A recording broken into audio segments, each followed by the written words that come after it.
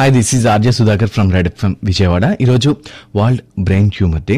So దీనికి సంబంధించి మనకి అవేర్నెస్ కల్పిస్తున్నారు ప్రముఖ న్యూరాలజిస్ట్ డాక్టర్ శ్రీధర్ గారు. సార్, ఈ సెల్ ఫోన్ వాడకం వల్ల కూడా బ్రెయిన్ కి డ్యామేజ్ అవుతుందంటారా? అంటే ఎక్కువ సెల్ ఫోన్ వాడటం వల్ల బ్రెయిన్ ట్యూమర్ వస్తుంది అన్నది అంత కంక్లూజివ్ ఎవిడెన్స్ ఏం లేదండి ఇప్పటి వరకు లిటరేచర్ లో. ఖచ్చితంగా సెల్ ఫోన్ వాడకం వల్ల ఎలక్ట్రోమాగ్నెటిక్ రేడియేషన్ వల్ల బ్రెయిన్ ట్యూమర్ వస్తుంది అన్నది కంక్లూజివ్ ఎవిడెన్స్ ఏం లేదు.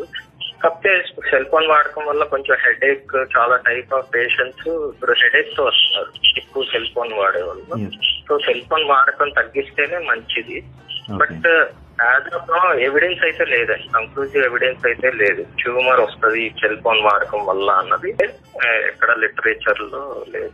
Okay okay. సో జనరల్ గా హెడేక్ వస్తుంది కాబట్టి సో ఆ ఫీలింగ్స్ అలా ఉంటారు.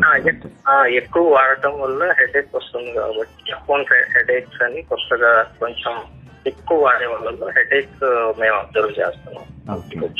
Anyway, thank you sir, thank you very much sir. Brain tumour కి సంబంధించి మాకున్న డౌట్స్ అన్ని కూడా క్లియర్ చేశారు. వింటూనే ఉండండి 93.5 red FM Vijayawada. 1 FM station. వినండి ఉల్లాసంగా, ఉత్సాహంగా.